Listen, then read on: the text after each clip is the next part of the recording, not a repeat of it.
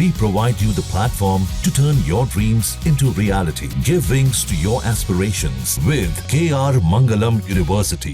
Operation Sindoor का दम दुनिया ने देखा। हिंदुस्तान की जमीन, आसमानी और समुद्री ताकत से पाकिस्तान भी अच्छी तरह से वाकिफ हो गया।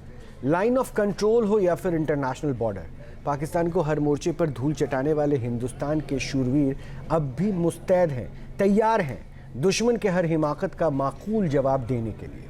आपको लिए चलते हैं ऐसे ही बॉर्डर पर जहां हिंदुस्तान की सेना ने पाकिस्तान और उनके पाले हुए आतंकियों को दिन में ही तारे दिखा दिए।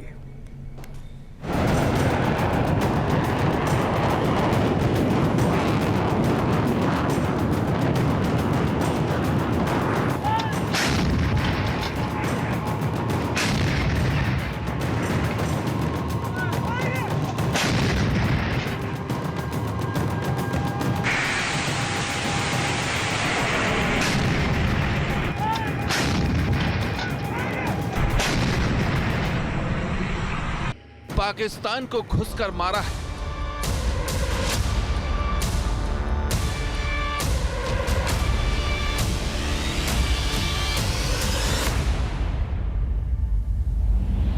दोबारा हिमाकत की तो फिर घुसकर मारेंगे।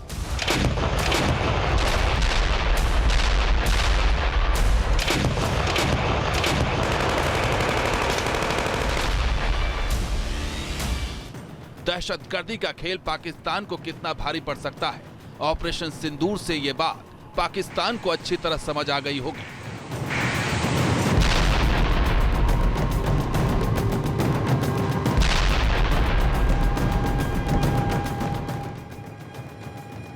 आतंक की आग से खेलना पाकिस्तान को कितना महंगा पड़ सकता है, इसका ट्रेलर 3 दिनों के अंदर ही हिंदुस्तान के रणबांकुरों ने पाकिस्तान को दिखा दिया।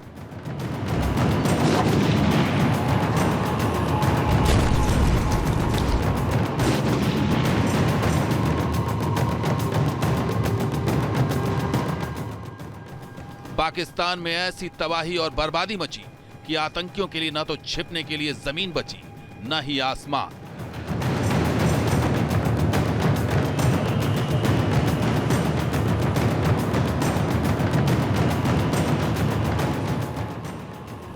मिट्टी में मिल गए आतंक के अड्डे, लड़ाकू विमानों के उड़ गए परखच्चे।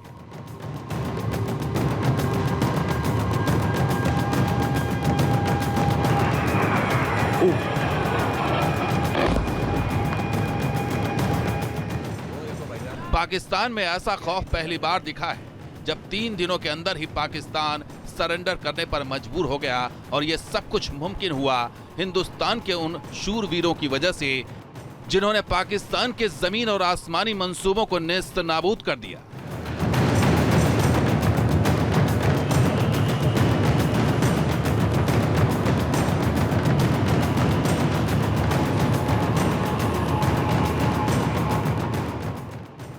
न्यूज नेशन जम्मू से सटे इंटरनेशनल बॉर्डर पर बीएसएफ की उन चौकियों पर जा पहुंचा जहां जवानों का जोश अब भी हाई है। वो हेवी मशीन गन के साथ अब भी तैयार है ऑपरेशन सिंदूर पार्ट 2 के लिए।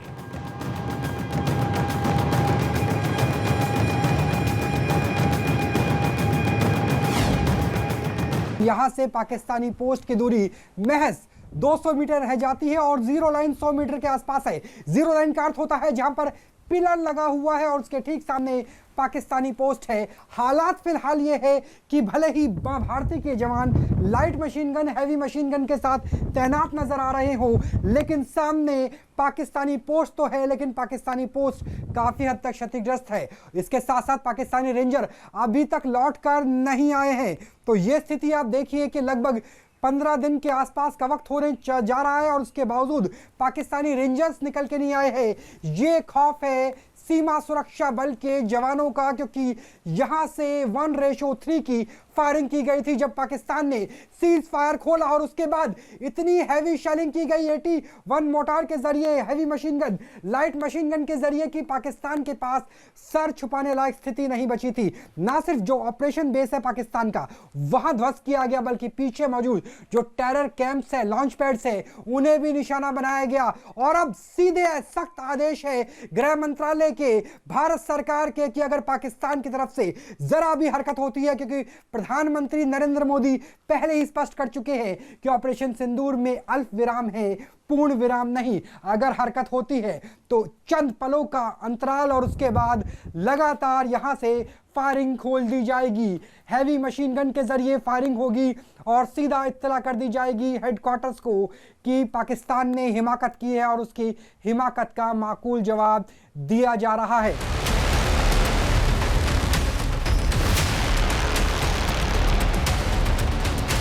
जब ऑपरेशन सिंदूर से पाकिस्तान में आतंक की जमीन थर्रा रही थी, 10 मई को तड़के करीब 5 बजे पाकिस्तान ने बीएसएफ के पोस्ट को हेवी मशीन गन और मोर्टार से टारगेट किया था।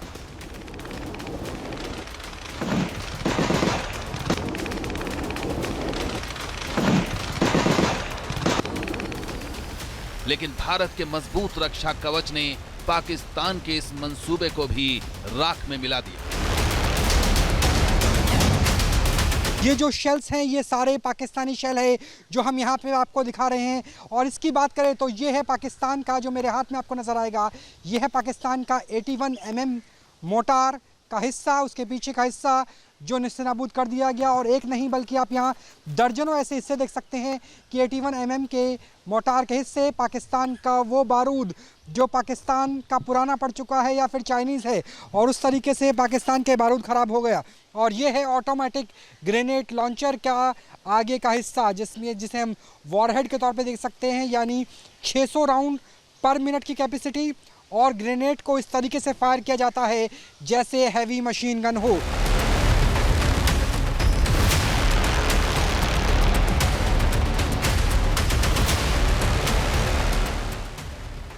ऑपरेशन सिंदूर के दौरान बीएसएफ के जवान चट्टान की तरह पाकिस्तान के सामने डटे रहे। जब पाकिस्तान सीज फायर का उल्लंघन कर रहा था तो यहीं से पाकिस्तान को मुंहतोड़ जवाब मिल रहा था। बीएसएफ के इन जवानों ने अपने अदम्य साहस से बता दिया कि वो न सिर्फ अपनी सरहद की हिफाजत कर सकते हैं, बल्कि जरूरत पड़ने पर पाकिस्तान के पोस्ट के पर खच्चे उड़ा सकते हैं।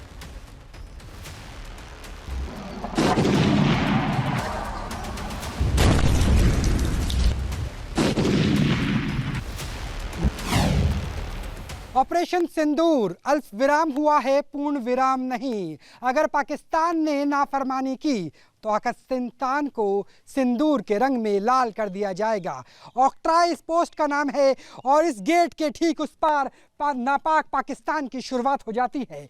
ये गेट बंद है, लेकिन अगर ये ताला खुला और कभी ज़रूरत पड़ी तो सियालकोट पर सीधे तौर पर निशाना होगा और सियालकोट ऑपरेशन सिंदूर की तरह से लाल कर दिया जाएगा। यानी उस पार पाकिस्तान है और इस पार है माँ भारती का निशान। ये राष्ट्र का झंडा, वो तिरंगा जिसमें हरा रंग हरि सिंह नलवे से बनता है और लाल लाल बहादुर से, और शांति का सफ़ेद रंग तो है। लेकिन यहाँ से अगर दूरी की बात करें तो सियालकोट ज़्यादा दूर रह नहीं जाता है।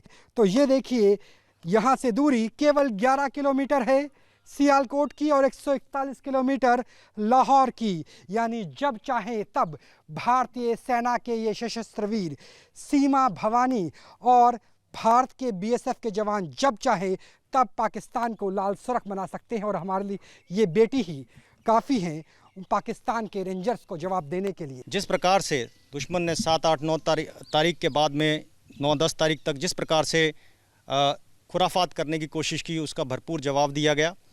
हमारे जवानों द्वारा जो उनके जो जिस प्रकार की भी उनकी कार्रवाई की गई, उसी के अनुसार कैलिब्रेटेड एक्शन किया गया हमारे द्वारा और फियस एक कड़ा रुख अपनाया गया इस जवाब देने की कार्रवाई के अंदर।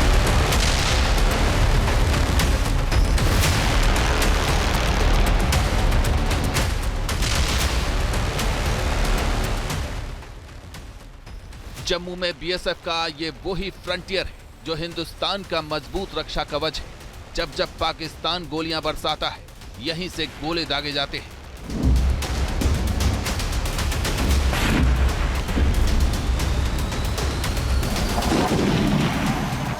यहाँ से पाकिस्तान की दूरी महज चंद कदमों पर है। ये बात यहाँ की दरों दीवारों पर साफ और स्पष्ट शब्दों में लिखी हुई है, ताकि पाकिस्तान को याद रहे कि उसकी गर्दन हिंदुस्तान के हाथ में है। यहाँ से पाकिस्तानी पोस्ट की दूरी भी एक बार मीटर में दिखा देते हैं कि पाकिस्तानी पोस्ट केवल 230 मीटर की दूरी पर है।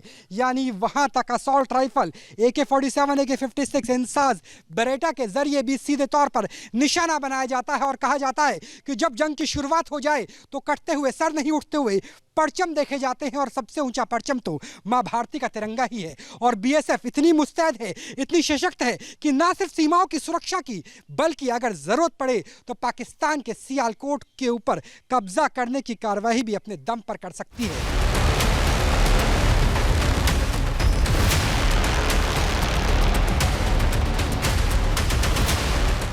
BSF के शूरवीरों का इतिहास शौर्य और बलिदानों से भरा हुआ है, और ये विरासत आज भी अनवरत जारी है। दिन हो या रात, सर्दी हो या बरसात, हर मौसम और हर मुश्किल वक्त में हिंद के ये फौलादी जवान तिरंगे की आन बान और शान को बरकरार रखने के लिए तैयार हैं।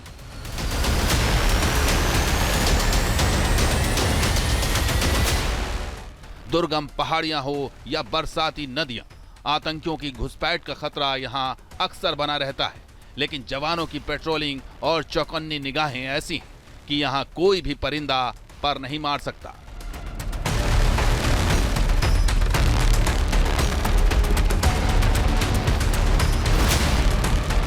जब हम अंतर्राष्ट्रीय बॉर्डर की बात करते हैं तो BSF के जवान फेंसिंग के आगे आकर के जीरो लाइन पेट्रोलिंग भी करते हैं, यानी फेंसिंग से 200-300 मीटर आगे, जहां पर भारत का बॉर्डर पिलर है, क्योंकि यहां पर जीरो लाइन तक खेती की जाती है। खेत के लिए कई बार आगे भी सिविलियन आते हैं और उनकी सुरक्षा भी सीमा सुरक्षा बल की ही जिम्मेवारी है। हाथ में तिरंगा और मन में आत्मविश्वास। तापमान 45 डिग्री के पार जब पूरा रोम रोम पसीने से बहता हुआ नजर आए, उसके बावजूद ये पेट्रोलिंग नहीं रुकती है। वैसे भी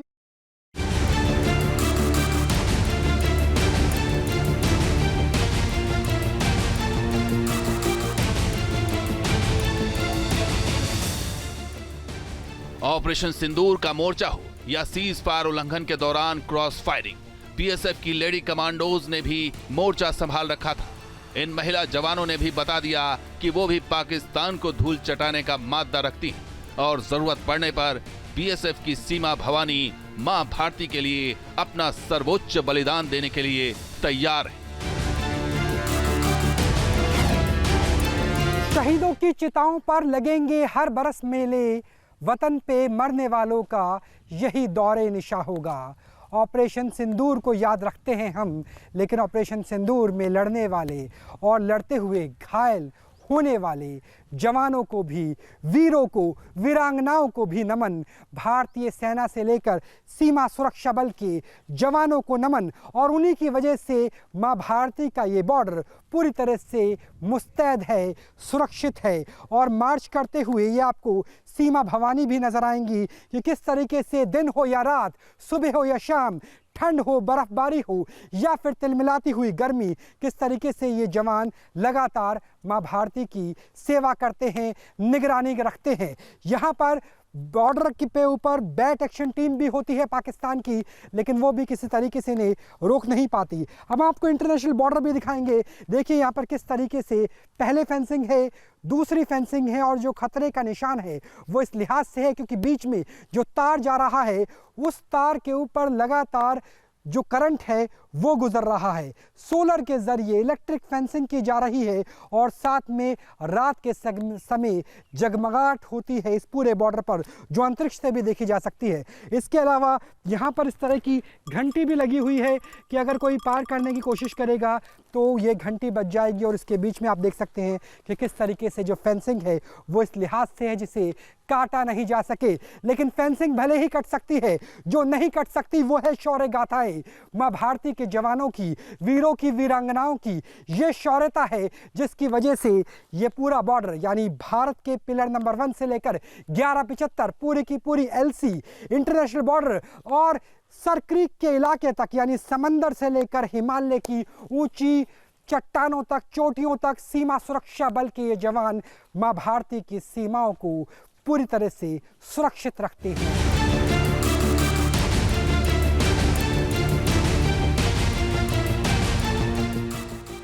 ऑपरेशन सिंदूर के बाद पाकिस्तान बुरी तरह से बौखला गया था, लेकिन पाकिस्तानी रेंजर्स और आर्मी ने हमले की गुस्ताखी कर दी थी।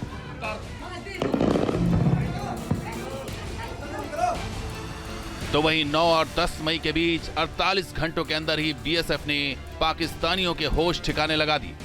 बीएसएफ के प्रचंड प्रहार में जैश लश्कर के कई आतंकी लॉन्च पैड तबाह हो गए। पाकिस्तान के 5 पोस्ट बर्बाद हो गए। दर्जन भर पोस्ट पर भारी नुकसान हुआ। पाकिस्तान की सेना में बीएसएफ का खौफ ऐसा है कि ऑपरेशन सिंदूर खत्म होने के 2 सप्ताह के बाद भी वो अपने बंकर में वापस नहीं लौटे हैं। और यह सब कुछ मुमकिन हुआ है बीएसएफ के underground command and control centre की वजह से।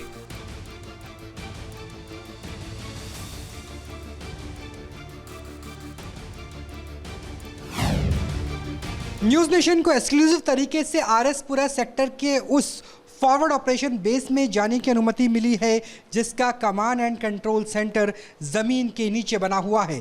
दरअसल ऑपरेशन सिंदूर के समय यही बीएसएफ की आंख बनी थी और कान भी। इसके ज़रिए तमाम जो तस्वीरें हैं वो बीएसएफ के पास रही ताकि सीधे तौर पर एक्शन लिया जा सके।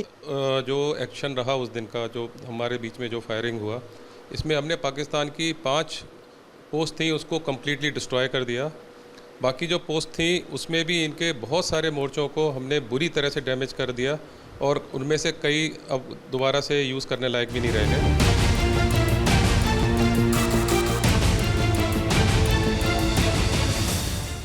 ऑपरेशन सिंदूर के दौरान बीएसएफ की महिला जवानों ने भी पाकिस्तान के हर खतरे का डटकर मुकाबला किया।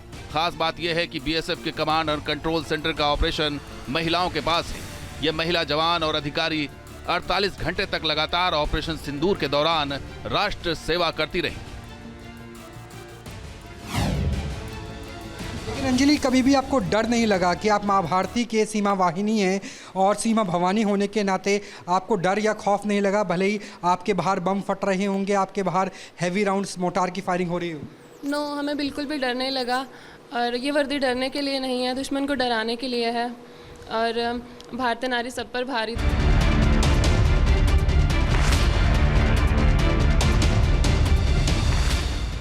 इन महिलाओं में वो माएं भी हैं जो मुश्किल वक्त में अपने बच्चों को छोड़कर बॉर्डर पर न सिर्फ डटी रहीं, बल्कि उनकी मदद से पाकिस्तान के कई पोस्ट राख के ढेर में तब्दील हो गए।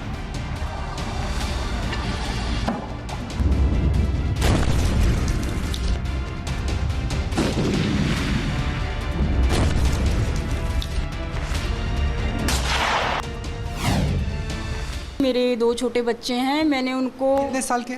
एक 7 साल का है सर, एक 5 साल की गुड़िया है। तो मैंने दोनों बच्चों को पहले सेफ जगह में भेजा, उनको घर भेज दिया अपने ससुराल, और फिर मैं परमानेंट यहीं आ गई हम ड्यूटी के लिए। क्योंकि सर अगर देश सुरक्षित है तभी तो हमारी फैमिली सुरक्षित है। पहले फैमिली को भी इस बात का गर्व है, इस अनुभूति है कि वाकई ही आपने देश को चुना ताकि वो चैन से सो सके, चाहे आपके पति हो, चाहे आपके बच्चे हो, चाहे बाकी परिवार हो। जी, मेरे हस्बैंड भी बीएसएफ में है सर, वो छत्तीसगढ़ में डिप्लॉयड हैं और मेरे हस्बैंड बहुत प्राउड फील करते हैं सर इसके लिए। पाक पोस्ट है एक जहाँ पर उनका हाई रेजोल्यूशन थर्मल इमेजर लगा है जो हमारे ऊपर लॉन्ग रेंज ऑब्जर्वेशन रखता है।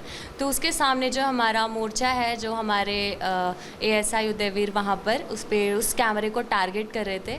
हमने यहाँ से सर्च करके उनको फ़ोन के थ्रू मैंने करेक्शन दिया उस कैमरे का, और उन्होंने उस कैमरे को हिट करा, उसे बर्बाद किया। इस तरीके से मैंने उनकी उस कैमरे को बर्बाद करने में उनकी सहायता करी। मुश्किल वक्त जवान सख्त। हिंदुस्तान की हिफाजत में 24 घंटे खड़े रहने वाले बीएसएफ के इन जवानों ने एक बार फिर साबित किया है कि वो सरहद पर जागते हैं तभी देश चैन की नींद सोता है। जम्मू के भारत पाकिस्तान अंतर्राष्ट्रीय बॉर्डर से राहुल डबास के साथ टीम न्यूज नेशन।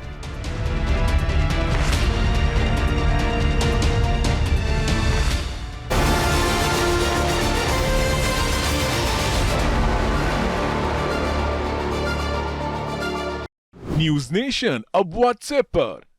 खबरों के ताजा अपडेट के लिए न्यूज नेशन के इस QR कोड को स्कैन करें